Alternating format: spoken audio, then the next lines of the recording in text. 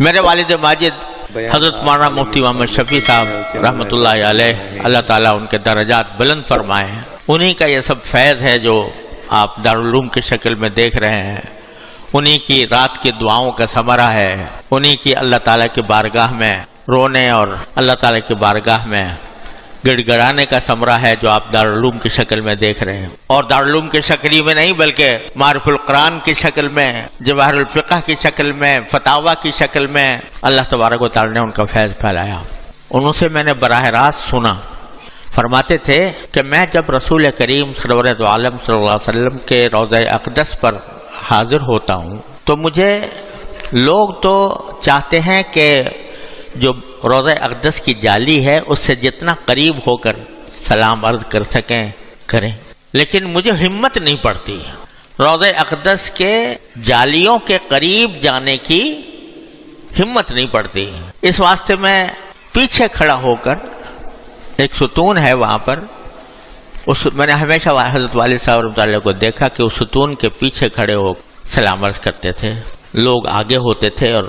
وہ پیچھے کھڑے ہو کر سلام عرض کرتے تھے۔ تو فرمایا کہ ایک دن مجھے خیال آیا کہ تم کتنے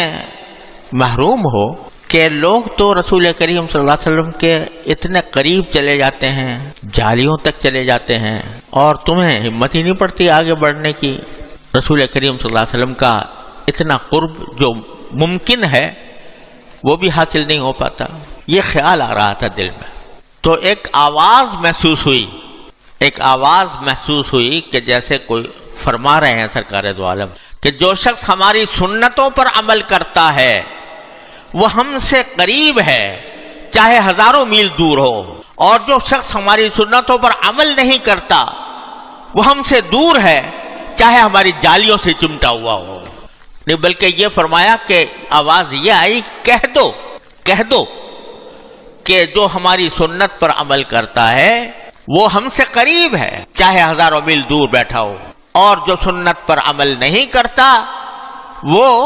ہم سے دور ہے چاہے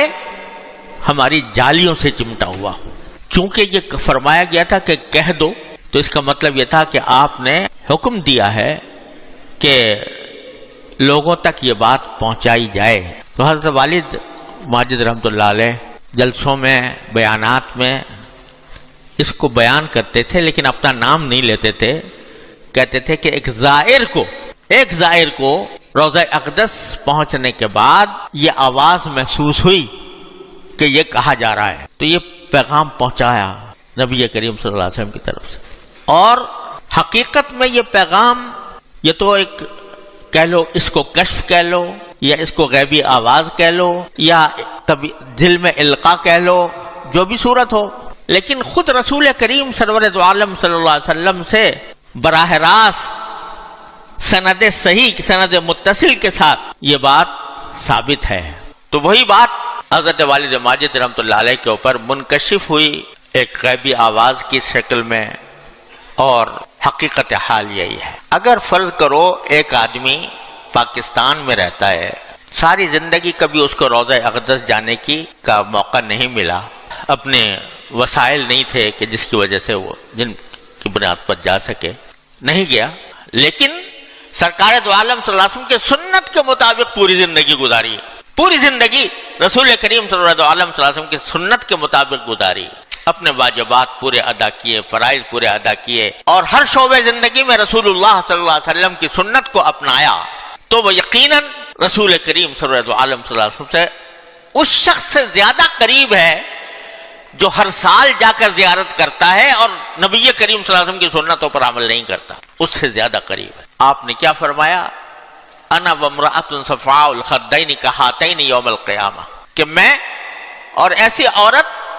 عورت جس کے رخسار مرجھائے ہوئے ہوں فقر کی وجہ سے، فقر و فاقے کی وجہ سے، جس کے رخسار مرجھائے ہوئے ہوں، وہ قیامت کے دن میرے ساتھ اس طرح ہوں گی جیسے یہ دو انگلیاں۔ اور یہ فرمایا انا وکافل الیتیم کہاتین یوم القیامہ، میں اور کسی یتیم کی کفالت کرنے والا وہ میرے سے اتنا قریب ہوگا جتنا کہ یہ دو انگلیاں آپس میں ایک دوسرے سے قریب ہیں۔ تو رسول کریم صلی اللہ علیہ وسلم کے قرب کا دار و مدار در حقیقت آپ کی سنتوں کی اتباع میں ہے۔ اللہ تبارک و تعالیٰ اس کی توفیق عطا فرمائے ہمیں۔ تو ایک وقت تھا جب صحابہ کرام تھے رضی اللہ تعالیٰ عنہ اجمعین، نہ پکی مسجد تھی، نہ کوئی رنگ روغن تھا، ایک چھپر سا پڑا ہوا تھا، گھر بھی چھپر جیسے تھے۔ اس وقت صحابہ کرام اس مسجد میں نماز پڑھتے تھے، اور ایک آج ہے کہ زرق برق عمارتیں ہیں، تو اس زرق برق عمارتوں میں بھی نماز پڑھنے والے موجود ہیں، لیکن ان نمازیوں کے سجدے کچھ اور تھے اور آج نمازیوں کے سجدے کچھ اور ہیں۔ وہ اتباع سنت میں ڈھلے ہوئے تھے، سرکار دو عالم صلی اللہ علیہ وسلم کی سنت میں ڈھلے ہوئے تھے، اس وجہ سے وہ چھپر والی مسجد جس کے اندر رسول کریم صلی اللہ علیہ وسلم سجدے میں جاتے تو بارش کی پانی کے کیچڑ آپ کے پیشانی مبارک پر لگ جاتی، وہ اس میں جو نور تھا، اس میں جو برکت تھی، اس میں جو اللہ تعالیٰ کے ساتھ قرب تھا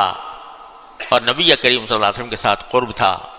وہ آج ان شاندار عمارتوں کے اندر موجود نہیں ہے۔ اقبال مرحوم نے کہا کہ میں ناخوش و بیزار ہوں مرمر کی سلوں سے، میں ناخوش و بیزار ہوں مرمر کی سلوں سے، میرے لیے مٹی کا حرم اور بنا دو۔ تو جب مٹی کا حرم ہوتا تھا اس وقت میں اس کی انوار و برکات کی کیا شان تھی، اور آج مرمر کی سلیں ہیں تو وہ بھی نہیں۔ بہرحال اور دوسرے موقع پر اس نے کہا کیا حرم کا تحفہ زمزم کے سوا کچھ بھی نہیں، کیا حرم کا تحفہ زمزم کے سوا کچھ بھی نہیں، یعنی وہاں کا تحفہ تو اصل ہونا چاہیے تھا کیا؟ اتباع سنت رسول کریم صلی اللہ علیہ وسلم۔ تو بھائی اللہ تبارک و تعالیٰ اپنے فضل و کرم سے اس حقیقت کو ہمارے دلوں میں بٹھا دے اور اتباع سنت کی توفیق عطا فرمائے۔ اتباع سنت کیا ہے؟ زندگی کو رسول کریم سرور دو عالم صلی اللہ علیہ وسلم کے احکام اور تعلیمات میں ڈھال دینا۔ صرف یہ نہیں ہے کہ بھئی ہم نے داڑھی رکھ لی اور کرتا پہن لیا اور ٹخنوں سے اونچا پاجامہ پہن لیا اور جو ہے صورت مسلمان کسی بنا لی۔ اللہ تعالیٰ کے فضل و کرم سے یہ بھی بڑی عظیم سنتیں ہیں، ان کی بھی کوئی ناقدری نہیں کرنی چاہیے، یہ بڑی عظیم سنتیں ہیں، لیکن سنتیں ان میں موقوف نہیں، اور سنتیں بھی ہیں، اخلاق کی سنتیں، معاملات کی سنتیں، آداب کی سنتیں، کہ رسول کریم صلی اللہ علیہ وسلم کا معاملہ دوسروں کے ساتھ کس طرح تھا، کس طرح ہوتا تھا، کتنی محبت کا معاملہ فرماتے تھے، ہر شخص کے لیے رحمت مجسم تھے، رحمت للعالمین تھے، اور کس طرح اخلاق کے ساتھ، کیسے اخلاق آپ نے سکھائے، لوگوں کے ساتھ برتاؤ کیسے کیا، اور ایسی باتیں کہ وہ ساری اعلیٰ اخلاق۔ انک لعلی خلق عظیم، قرآن نے گواہی دی کہ آپ عظیم اخلاق کے اوپر ہیں۔ تو کیا اخلاق تھے کہ اپنا حق چھوڑ دو، جھگڑا نہ کرو، یہ اخلاق تھے کہ نرمی کے ساتھ پیش آؤ، غصہ نہ کرو، یہ اخلاق تھے کہ پڑوسی ہو چاہے غیر مسلم کیوں نہ ہو اس کے ساتھ اچھا سلوک کرو، جو تمہارے رشتہ دار ہیں ان کے حقوق ادا کرو، صلہ رحمی کرو، وہ تمہارے ساتھ زیادتی کریں تو تم زیادتی کا جواب اچھائی سے دو۔ یہ سب سنتیں ہیں رسول کریم سرور دو عالم صلی اللہ علیہ وسلم۔ جب فرمایا کہ کوئی شخص جب خرید و فروخت کرے تو اللہ تعالیٰ اس پر رحم کرتا ہے جو نرم ہو بیچتے وقت بھی، نرم ہو خریدتے وقت بھی، اور نرم ہو اپنا حق مانگتے وقت بھی۔ بیچنے میں نرم ہو کہ بھئی کوئی بیچارہ نہیں دے سکتا، چلو بھائی چھوڑ دو، تھوڑی سی رعایت کر دو، اور خریدتے وقت بھی نرم ہو کہ یہ نہ ہو کہ بائے کے اوپر بیچنے والے کے اوپر زبردستی کر رہا ہے کہ تم کمی کرو، اور وہ نہیں کرنا چاہتا، اس کا دل نہیں مان رہا، لیکن آپ اس کے سر پر مسلط ہو گئے اور کہے کہ نہیں کم کرو کم کرو کم کرو۔ تو یہ نہیں، بلکہ نرم ہو، لینا ہے تو لے لے، نہیں تو چلا جائے۔ اور اسی طرح دوسرے سے اگر حق مانگنا ہو تو اس وقت بھی کیا ہو؟ نرم ہو، یعنی نرمی کے ساتھ اپنا مطالبہ کرے حق کا۔ اور تو نرمی سرکار دو عالم صلی اللہ علیہ وسلم نے یہ سکھائی، یہ آپ کی سنت ہے۔ حضرت عائشہ صدیقہ رضی اللہ تعالیٰ عنہ سے آپ نے فرمایا کہ نرمی کے بارے میں، رفق کے بارے میں، کہ ما دخل فی شیء الا زانہ وما نزع عن شیء الا شانہ. نرمی جس چیز میں بھی داخل ہو جائے گی اس کو زینت بخشے گی، اس کو خوبصورت بنا دے گی، اور جس چیز سے بھی چھین لی جائے گی، کمی کر لی جائے گی، اس میں عیب پیدا کر دے گی. حضرت عائشہ صدیقہ رضی اللہ تعالیٰ وہ کس موقع پر فرمایا تھا کہ یہودی جو تھے بڑے شریر ہوتے تھے رسول کریم صلی اللہ علیہ وسلم کے زمانے میں، تو جب حضور اقدس صلی اللہ علیہ وسلم کے پاس آتے تو یہ کہتے السلام علیکم، یعنی جیسے کہنے کو دکھا رہے ہیں کہ ہم السلام علیکم کہہ رہے ہیں، لیکن وہ لام کو بیچ میں سے کھا جاتے تھے، السلام علیکم کہتے تھے. اب سام کے معنی ہوتے ہیں موت، سلام کے معنی تو ہے سلامتی، اور سام کے معنی موت، تو ایک طرح سے بد دعا دیتے تھے. تو ایک مرتبہ جبکہ ابھی پردے کے شاید احکام نہیں آئے تھے، ایک یہودی آیا اور اس نے رسول کریم صلی اللہ علیہ وسلم سے کہا کہ السلام علیکہ، یا السلام علیکم. حضرت عائشہ سن رہی تھی، تو حضرت عائشہ نے جواب میں فرمایا اس کے کہ علیک السلام واللعنہ، تمہارے اوپر موت ہو اور لعنت ہو اللہ تعالیٰ کی. اس موقع پر رسول کریم صلی اللہ علیہ وسلم نے فرمایا کہ اے عائشہ سختی نہ کرو، سخت جواب نہ دو. کہ یا رسول اللہ انہوں نے کھلم کھلا یہ آپ کو بد دعا دے رہے ہیں، تو میں کیوں جواب نہ دوں ان کا. فرمایا کہ تم نے سنا نہیں میں نے کیا کہا؟ تو آپ نے انہوں نے پوچھا کیا کہا؟ کہا میں نے تو صرف اتنا، جب انہوں نے کہا السلام علیکم تو میں نے کہا علیکم، علیکم کہہ دیا بس، کہ تم پر، یعنی جو تم مجھے کہہ رہے ہو وہ تم پر ہو، تو بس اتنا کہا، یہ جواب دے دیا. یہ نہیں کہا کہ علیکم السلام واللعنہ. تو اس موقع پر فرمایا کہ عائشہ نرمی جس چیز میں بھی داخل ہوگی اسے زینت بخشے گی، اس کو مزین کر دے گی، خوبصورت بنا دے گی، اور جس چیز سے نکال لی جائے گی نرمی اسے وہ عیبدار بنا دے گی. لہذا معاملہ جس کے ساتھ بھی ہو نرمی کا معاملہ کرو. اب یہ یہودی ہے اور کافر ہے، حضور اقدس سورۃ عالم صلی اللہ علیہ وسلم کے پاس کھڑے ہو کر کھلم کھلا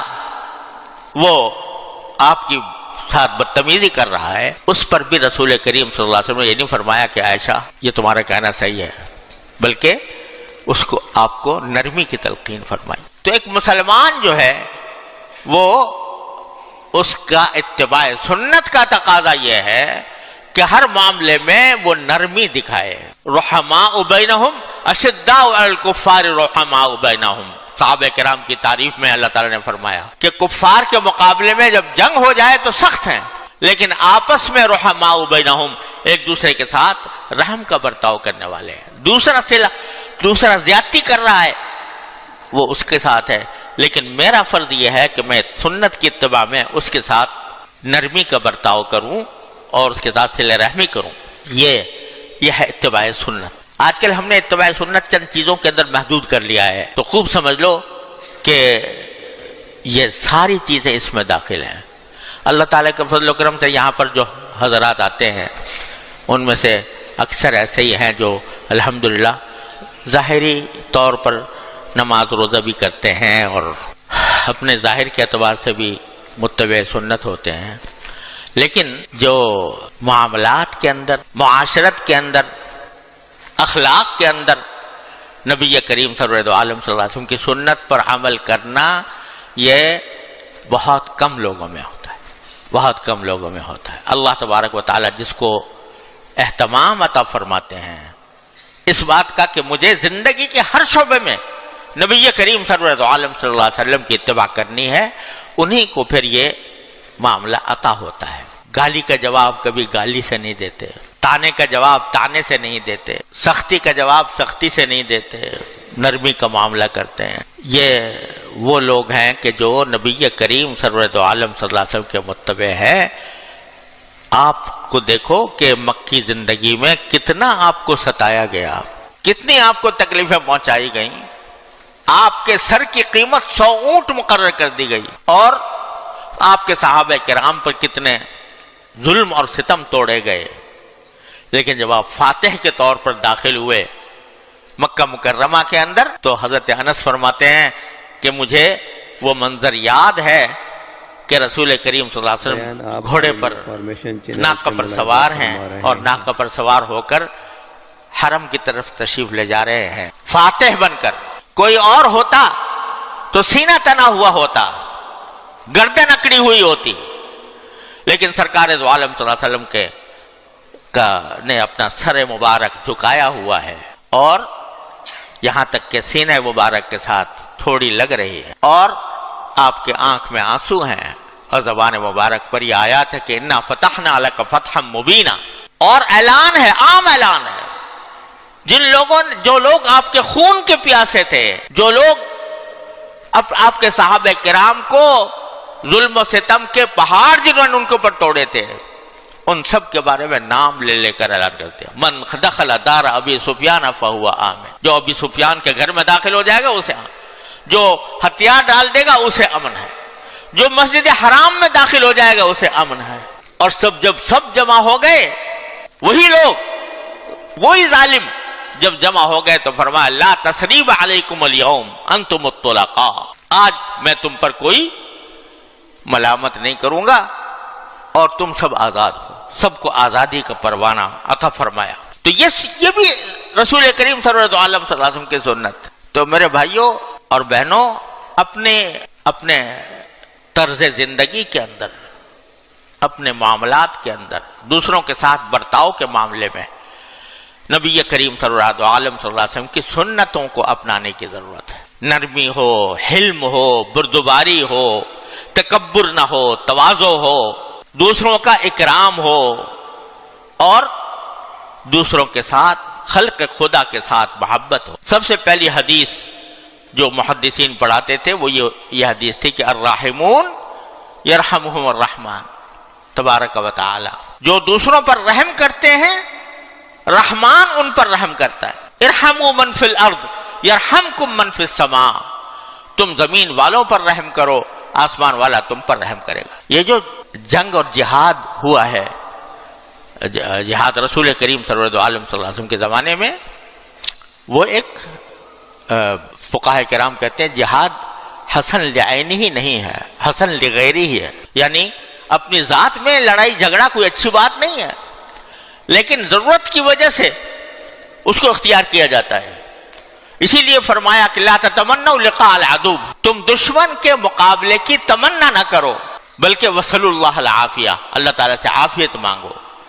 لیکن اگر مقابلہ ہو جائے فاثبتوا، پھر ثابت قدمی کا مظاہرہ کرو اور شجاعت کا مظاہرہ کرو. تو یہ وہ بھی در حقیقت ایک رحمت، یہ اس لیے رحمت ہے جیسے کہ کوئی ڈاکٹر جو ہے، کوئی عضو اگر انسان کا گل سڑ جاتا ہے تو اس کا آپریشن کر کے اس کو نکالتا ہے. بظاہر تو وہ ظلم نظر آ رہا ہے کہ اس کو چیر پھاڑ کر رہا ہے، لیکن حقیقت میں وہ رحم ہے. اسی طرح جہاد کے اندر اگر آپ نے کبھی نہیں، بہت سے غزوات آپ نے کیے ہیں، اور یہ فرمایا کہ انا نبی الملحمہ، میں مارکوں کا نبی ہوں. تو مارکے بھی آپ نے بہت کیے، لیکن وہ ضرورت کی بنا پر کیے، اللہ تعالیٰ کے حکم کے مطابق، اور اس میں بھی رحم و کرم کا برتاؤ فرمایا کہ جنگ کے اندر کوئی قانون نہیں ہوتا تھا. پہلے آپ سے پہلے کوئی قانون نہیں تھا. بچے آ گئے تو بچوں کو مار دیا، عورتیں آ گئی تو عورتوں کو مار دیا. لیکن رسول کریم صلی اللہ علیہ وسلم نے جب بھی کوئی جنگ اور جہاد کا موقع آتا تو آپ یہ تلقین فرماتے کہ بھائی بوڑھے آدمی کو نہیں مارنا، عورت کے اوپر ہاتھ نہ اٹھانا، بچوں کو قتل نہ کرنا. جو لوگ عبادت میں مشغول ہیں، یعنی کافر اپنی